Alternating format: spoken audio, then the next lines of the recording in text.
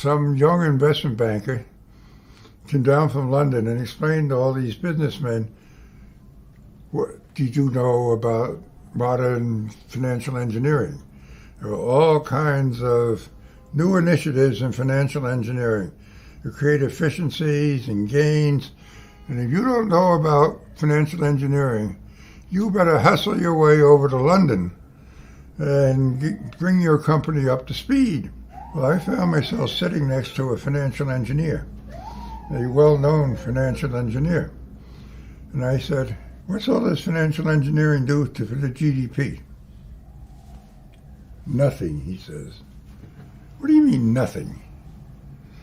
He said, maybe do a little bit around the edges, but basically they're moving around the rents in the financial system, from the banks to the trader to the customer.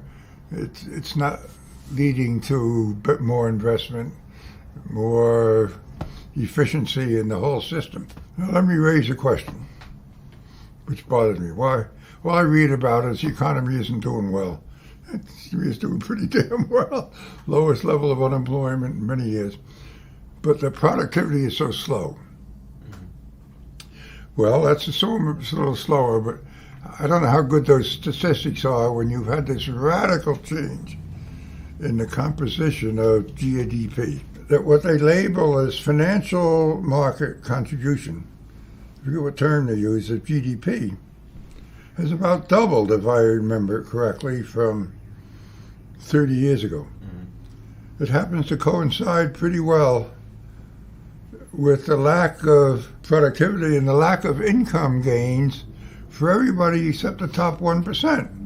And the top 1% are the ones that are making all this financial engineering.